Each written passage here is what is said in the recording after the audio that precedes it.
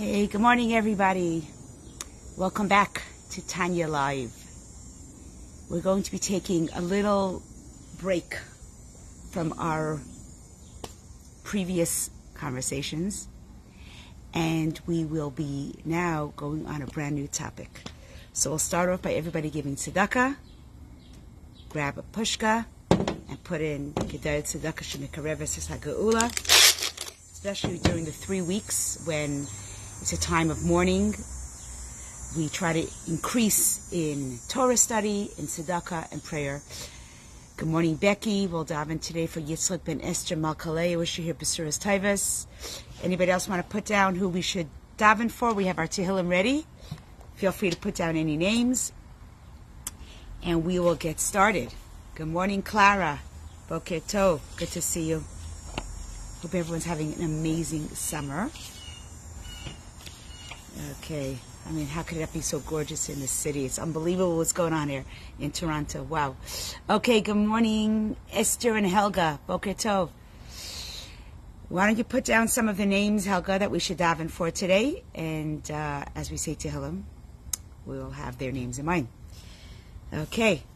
Lamnatzech mizmor leDavid yancha diner b'yom tzara yisagef Hashem Elahei Yaakov yishlach ezrecha mikodesh mitzian yisadeka Yiskar kol mechosecha v'lascha yidash nesela. Yiten lecha chavavecha v'chol atzascha yimale. Nrana v'chuashecha v'shem Eloheinu nitgol.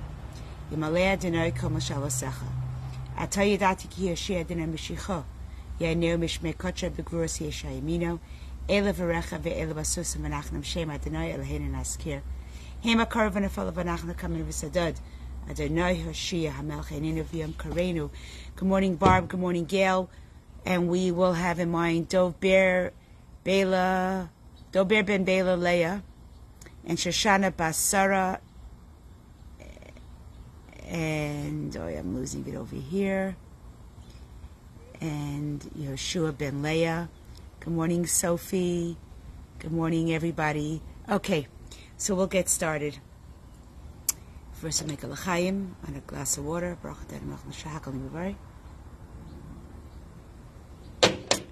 This is my summer oasis. Literally, I could waste a whole day sitting here. My office is in the backyard now. I cannot even go into the office. I do all my preparation for school, for programs, for anything I have to do, it's outside. The nature is so, I don't know if you're with me and if nature does something for you. Good morning, Lauren. Good morning, Rosalie. What does summer do for you? Yeah, put it into the chat. What does this be? Maybe if we showed Hashem a lot of Hakaras, so maybe he'd keep summer here in Toronto a little longer. Okay, has anybody ever seen this book? It's called The Hayom Yom, Tackling Life's Tasks, compiled by the Rebbe. Good morning, Shelley. Good morning, Lauren. I thought we would switch from Tanya now and get off onto this amazing book. It's Hayom Yom, and believe it or not, it's really a little book. But this one has been translated into English and in a very beautiful font as well. If you could look here and see how beautiful. Hey, good morning, Sharon. It's just a really, really beautiful book. But I'll tell you what I love about it.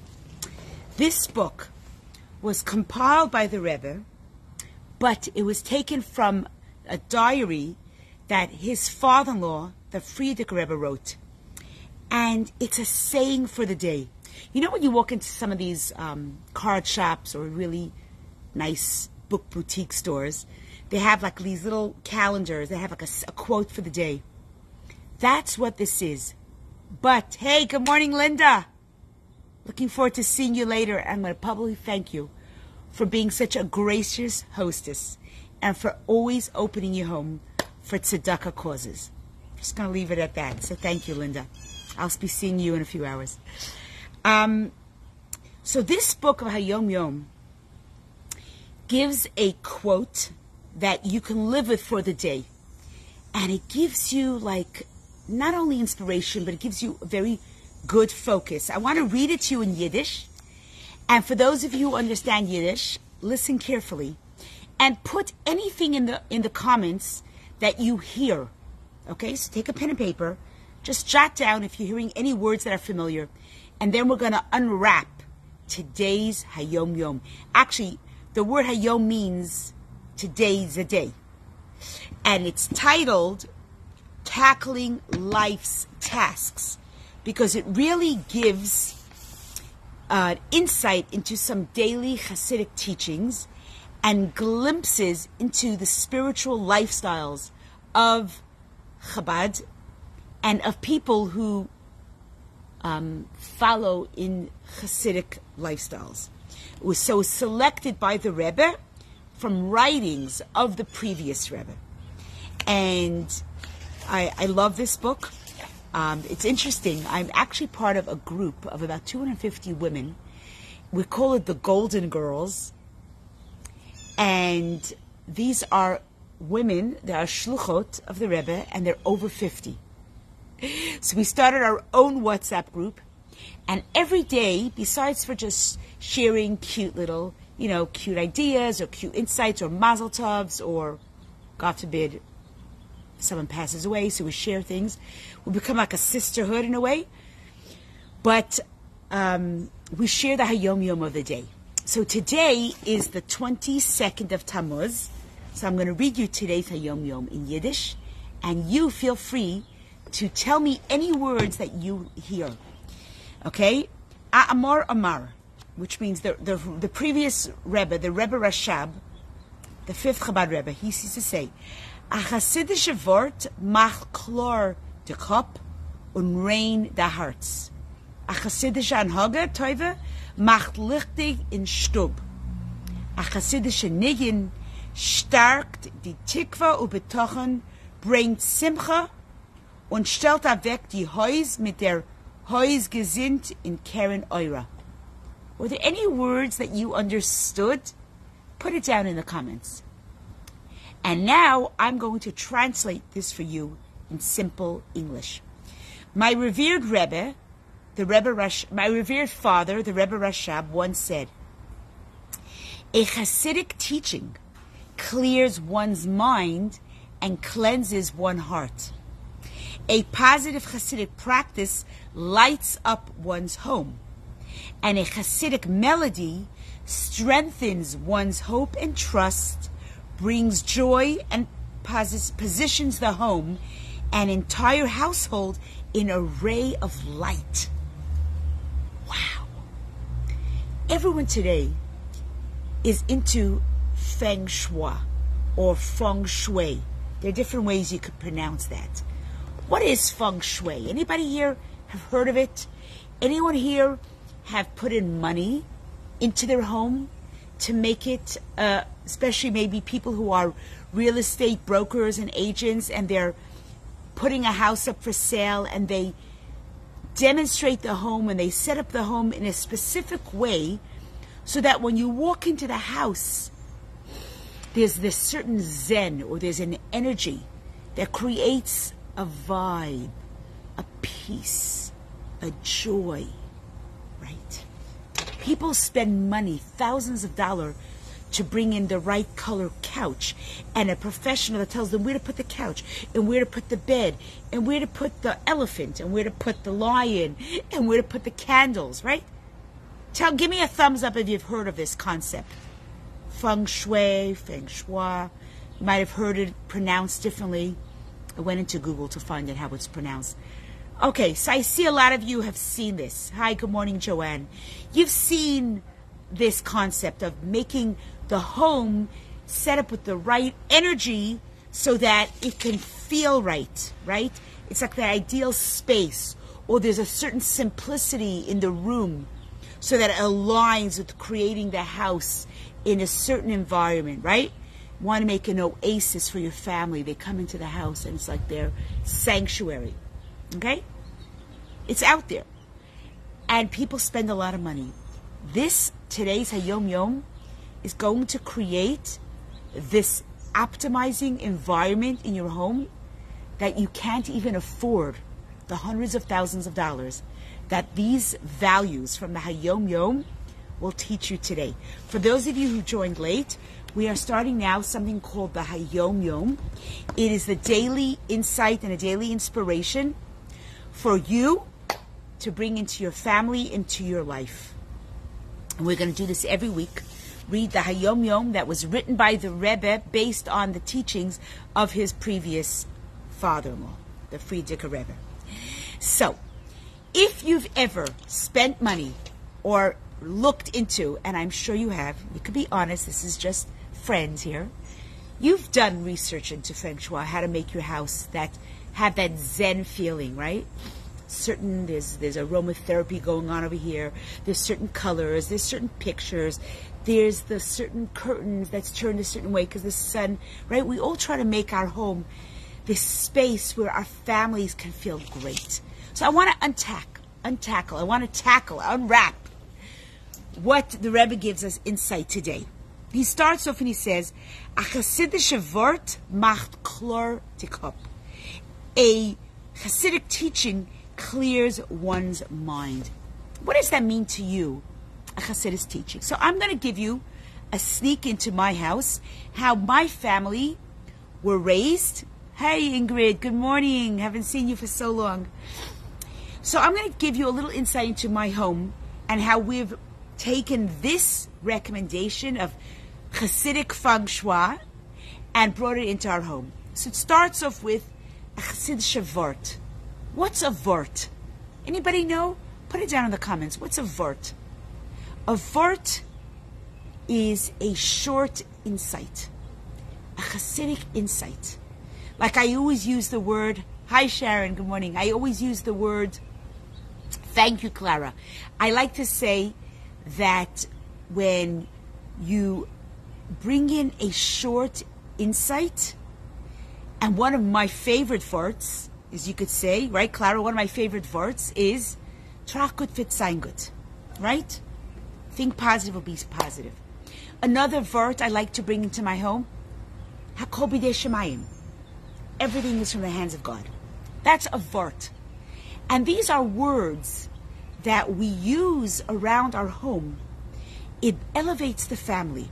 Something happens, you say, gamzu latova. When you bring those Hasidic words, those short words into your home, and they could be Hasidic teaching, they could be Talmudic teachings, they could be teaching from the sages, but when you bring those words into your home, you are bringing in light and love and laughter and joy. Just having those quotes, this too shall pass, gamzu latova, this also is for the good, elevates your family by an awareness of something's higher than them. You know, a friend of mine said, my mother used to say, it is what it is. I'm thinking, well, what's so brilliant about that? I didn't say that to her. But that's not a good word. That doesn't elevate you. Gamzu l'tova, this too is for good. That elevates your home. Hakol b'yedei shemayim, everything is from heaven. You broke a glass. We don't scream at our kids. We don't scream at our spouses. We just say it was meant to be. That elevates your home. And the Rebbe says here, a Hasidische Wort macht klar den Kopf und rein the hearts. It actually clears the heart. It cleanses the heart. We sometimes carry around grudges with our family. We carry around anger to our spouse. I was just in San Francisco last week, and my husband and I gave many, many courses. I did a lot that were connected to marriage, shalom bayit, right? And afterwards, a lot of women asked if I could speak with them privately. And they spoke about this dark energy that was passing between themselves and their spouses. There was like this anger. Whenever their husband came home, there was anger in the home, right? You know what we're talking about? There's just this sometimes it's verbal and sometimes it's just a silent anger. This is what we're talking about. How to get rid of this anger, this darkness, this unnecessary ambivalence that rests between spouse, mother and child, father and child, an in-law. We don't want that in our home. Feng Shui. We want to bring in light and love and joy every day. And there's no reason why our homes shouldn't be every day full of love. Is it too high of an expectation? No, it's not. Just like the sun rises every day, we can bring joy and life. And just because there might be a disagreement, it doesn't have to bring anger. You can disagree with your spouse. Doesn't mean there has to be anger. It doesn't have to be negative words. So bringing in Hasidic conversation, Torah thoughts, Torah words, and actually the Rebbe says it clears the mind, cleanses the heart.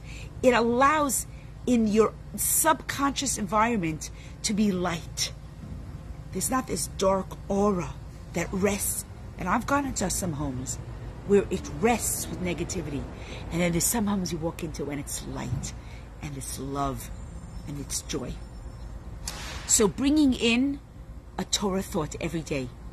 And how do we do that? By number 2, he says, Chasidish Anhaga Tova. Make it your new commitment, starting today, July. I don't know the English date. I know it's the Hebrew date is the 22nd of Tammuz. But I think it's July 11th. Yes, July 11th. Make this resolution that every night by dinner or by breakfast, you bring in a small Torah thought. Something you read. Something you went on to Chabad.org and you picked up. And share it with your family. Let everyone start off their day on a positive note. That's what it says. Wow. A new Hasidic practice, a Jewish practice, literally lights up one's homes. So in our brides and grooms class that my husband and I give every year, we actually tell this to the couples. We say, you're starting your home. And many of them buy these condos. And that's the big thing. They all buy a condo. What are you going to do with the condo? How are you going to set up your condo that it is now radiating with godliness and with light and with kindness and with feng shui? What are you going to do in your home? Number 1, we tell the couples, don't put down books or magazines that are inappropriate. Okay? There are certain magazines that don't bring Kedusha or Lichtigkeit into your home. Right now it's just you and your spouse, but then you're going to have children. Is that what you want your kids to see? Put down books of Jewish content. Maybe books of menorahs. Buy yourself a book of Israel. Book of holy people. Put in books of Jewish holidays. And that sets the tone of your home. Hang up pictures that are holy. I don't think there's beauty of putting up pictures of nude women. There's a place for nudity. It's not in your dining room, living room, or kitchen. In your home, it should be holy things, kind things, sunshine, roses, landscaping, beautiful. I know a friend of mine who's an artist. She painted this beautiful picture. It was an abstract of Maimonides. And whenever you walk into her home is filled with so much art of beauty, of just good vibes. She's actually on right now. When you walk into her house, you just feel the energy of her home. It has pictures of so much goodness and so much godliness. This is what she chooses to paint. Happiness, right? So you could bring in Hasidic practice by having your candles. You walk into some homes and they have the Shabbos candles and they have their challah board and they have the Kiddush cup and they have the Havdalah. These are the things that generate positivity. And the Friedrich Rebbe says they actually bring lichtig. What does lichtig mean? Anybody know?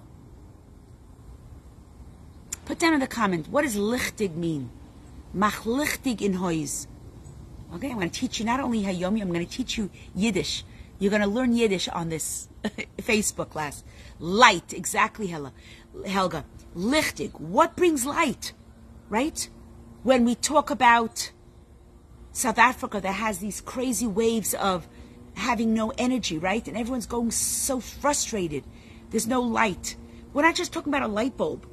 We're talking about how do you bring light. There could be a home that has a lot of light bulbs, but it doesn't have lichtigkeit. you bring lichtigkeit, when you set up your home with hanhaga that is joyful, that is holy, that is chassidus.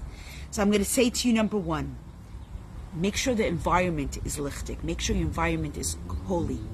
Number two, I went to visit a teenager. Her mother called me because she was suffering from depression and wouldn't get out of bed. So clearly I told her to go see a psychiatrist. She said she did. She wants a Rebbetzin to come.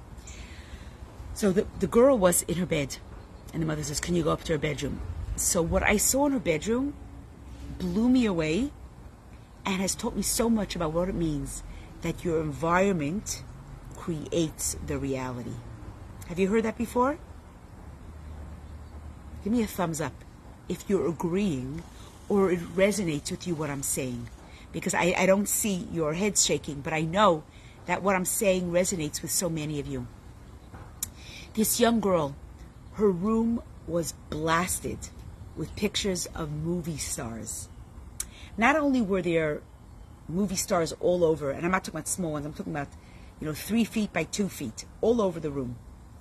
But when you lie in bed, she put on her ceiling, in case there weren't enough on her wall, she plastered her, I don't know how she did it, she must have gotten a ladder and had her father help her, but there was full of Hollywood movie stars, male, female, dressed, undressed, most of them undressed. And this is what she was lying in bed looking at, because unless you were covering your eyes, you didn't see it. And this is what gave her, she woke up every morning, this is what she saw. These movie stars were mostly anorexic, displaying everything about them. And you wonder, what is she seeing, this girl? Is this positive energy? Were these inappropriate models and movie stars giving her the lichtigkeit that we're talking about? The chassidish anhaga. And then you wonder why this girl is so depressed. If this is what you see, and this is what you're watching, and this is what you're following, and this is your Instagram post is full of, and this is what you're watching on Facebook, is this going to make you light and love? Is it going to make your cup chlor? Is it going to make your hearts rain? Is it going to make you anhaga toiva? Is it going to make you lichtigkeit? These are the words we're mentioning. Again, for those of you who joined in late, we are doing now every week a different hayom yom. It's positive, motivational inspirations for your day based on what the Friedrich Rebbe wrote and written down by the Rebbe. So it's called a hayom yom, and it's a book that I have here we're going to use every day, every week. So the Rebbe says like this: a wholesome environment provides the soil in which spiritual development can flourish. In 1974, the Rebbe actively began to encourage people to enrich their homes by filling them with Torah works. So what did the Rebbe say? He made it very practical. And this is very practical for you women. You're feeling stumped. I want to bring more Judaism into the house. I don't want to brainwash my kids. I don't want to bring this in. They're going to think, oh, Mom, you're watching Goldie again? I had a woman whose kids used to tease her. What, your name is Rebbetzin Plotkin? God forbid, never, ever should they suspect that you are Rebbetzin. But without anyone knowing, you bring in Torah works into your home. Bring in new Torah pictures. Bring in Torah books. Go to Israel's. Go online. Pick up beautiful books and just leave them around on the coffee table. Put them in the kitchen. Guess what? Kids are going to pick them up. This was born a new addition to the growing list of mitzvah campaigns that were known as Mivtzoyim. Now the mitzvah of Torah study had already been designated as one of the Mivtzoyim. The intent of the new initiative was to light up the spiritual environment. So first the Rebbe spoke already about learning Torah, but now the Rebbe said, it's not enough to study Torah once a week. Now I want you to fill up your home with Jewish books. Bayis Mali Svarim. The Rebbe was the first Feng Shui expert. Starting already in the 1940s, he taught us how to fill up our home with godliness. The Rebbe initially named this campaign Bayis Mali Svarim, a house full of books, but then he added these words, Yavne v'chachameha, which means Yavne and its sages. The message was clear. When Jerusalem was languishing under the Roman siege, one of the requests from the great sage Rabbi Yochanan ben Zakkai made of Vespasian, he was the Roman general at that time, he said, you're going to break our Beis HaMikdash? I know you're going to destroy us. I'm going to ask you one favor. Please, spear the town of Yavne.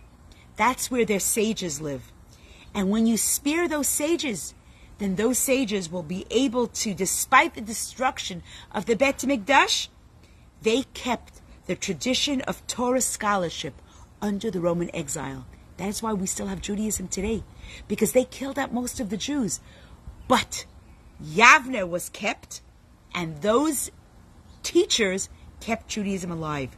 This is what the Rebbe says. When we fill our homes with positive influences, such as those mentioned above, we create a setting that enables us to express the latent good. Oh, the Rebbe has a beautiful twist here. He says all of our families have full of godliness, and they have all in them, they have so much holiness. How do we bring it out? By bringing these ideas, more Jewish books, more Jewish sayings, more Jewish content. But then the Rebbe says something really interesting. I'm going to conclude with this. The Rebbe says, a chassidische Nigen stark die Tikva und Betochen und bringt Simcha und stellt weg die Häus mit Gesinnt und Keren or. The Rebbe says something very, very special here. It says, when you bring in a Hasidic melody, if you go on Spotify today and you Google Chabad classics, just Chabad classics, you'll get this beautiful symphony of Hasidic melodies. And you have it playing in your house. I have it playing on my Bluetooth. When you walk into my house, you have Hasidic melodies. And no one knows that it's Hasidic. They just hear this beautiful symphony. It was played in Broadway. They had these 100-piece symphonies, and it's online. So you have these Hasidic melodies playing in your home. There's something different about it. Your family walks in. You don't know what it is, but there's something magical in your house. What is it? The house smells nice. The house looks special. There's very kind words, and there's certain music.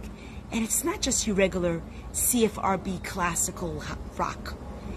You know, they say that your neshama connects to the composer of the song you're listening. So if you're listening to Michael Jackson, that's the music that you are connecting to. He was a piece of junk, and he was a piece of garbage. His music was beautiful, but when you listen to his music, you're connecting to the energy. Is that the energy I want to be connected to? Is that the mood I want to envelope myself and my family? Of course not. I want to connect myself to holiness, to people that were kind, to people that were righteous, to people that were respectful, not to people that were involved with pornography, God forbid. So I'm selective with the music I listen to, right? So this Hasidic melodies, this classical Hasidic symphony fills me up, because I love classical music. I love, Yitzchak Perlman's music, right? You know that from me already. I love the string quartets. I love the water instruments. So I fill myself with those instruments. But the composers were holy people. Think about it. Think about what we're allowing our energy to be connected to. It was, Rabbi Kunin was a chassid, a very, very powerful shliach in LA. And he tells the story when he came to LA, the first thing he did was he started giving classes in UCLA, that's a campus in LA. He decided he was going to start teaching with the students. And the students gave him a half hour each Wednesday. But there was one student that would come every Wednesday. And this kid was a negative energy in the class. Every time Rabbi Kunin would talk about the Parsha or a Jewish concept, this student would say a snide remark. He'd be very cynical. He'd laugh at something. And Rabbi Kudin was so upset. He would just come home and say to his wife, you know, I'm stopping this class. When there's someone cynical in the class, you cannot teach. And so he's ready to stop teaching. Let's play games. By the way, I love the sound of these small airplanes over my home. It's so soothing to me. Anyway, so his wife says, you know what, why don't you teach a melody? Don't quit. You have these Jewish kids. Their neshama is thirsting for Judaism. You have to go. See, he goes back the next week and he starts singing a melody. And this sarcastic, macho student walks in and he goes, oh, okay. He's going to start again laughing at me. But that's not what happened. While he was singing the melody, this boy transformed his whole face, his whole body language, and he just looked at Rabbi Kudin, and he started to get serious, but then he started to cry. And because macho people don't cry, he ran out of the room. Rabbi Kudin felt good because he was able to teach him quiet, but when the class was over, he decided he better find out where the boy was. So he ran in and out of the dorms looking for this guy. And finally he finds him sitting on his bed, crying his eyes out. And he puts his hand over their shoulder and he goes, what did I do? I'm so sorry. What did I do? I didn't even do anything. I was singing a melody. He goes, you don't understand. He says, ever since I was a child, my soul was desiring godliness, but I didn't know what it was. He says, I had a grandfather, a Zaidi, and I would go with him to synagogue every single Saturdays. And we would spend the time together. I would take his talis and I would wrap it around my finger and I would smell the talit. And I loved being in the synagogue. I didn't know what was going on. I just knew that sitting in that environment made me at peace, made me love life. And then my grandfather died. And with it went synagogue. And with it went the talis. And with it went the Sabbath. And everything we did that was Jewish, my parents threw out. And I was missing it, but I didn't know how to express it because I was a little boy. And I was yearning for something. And that's why every time you taught something, my soul was acting out and I became cynical. I didn't know how to respond. But then today, you sang a melody. You sang the melody my Zayda used to sing. And I just knew I found my home. I knew I found my peace. I knew I found my light. And I couldn't contain myself, so I had to run out of the room. And he grabs onto Rabbi Kudin. He says, Rabbi Kudin, please take me as your student and teach me. Teach me how to be a Jew. What did this start from? What did his whole journey start from? It started from a melody, Hasidic melody. That's the power of melody. And that, my friend, is what the Rebbe says. Hasidic melody strengthens one's hope, one's trust, and brings joy. I'm going to wish you, and there's Bryna. Bryna teaches music. Bryna, I was just talking about how Hasidic music brings hope and light and love into the environment. So Bryna, I'm looking forward to you coming and teaching my children my school music, but it's specifically Jewish music. Actually, there was a teacher that wanted to teach music to my school and dance. And I told her we only use Jewish music in my school. And she said to me, I like all kinds of music. I teach music. In fact, I liked Michael Jackson. I said, but Michael Jackson's music is not going to come to my school. You're not bringing Michael Jackson. She goes, why? His songs are beautiful. Have you ever heard his music? She was like adamant. And then she says, you're nuts. P.S. A few years later, she herself became a Balas Tshuva. And she says to me, I understand what you're saying now. Michael Jackson's music, as much as the melodies are nice, I don't want his music to enter my home or my car. So I'm right, guys. Listen to Jewish music and bring it in. Bring your home into a new vibe, a home of spiritual Hasidic feng shui. Wishing you a great day.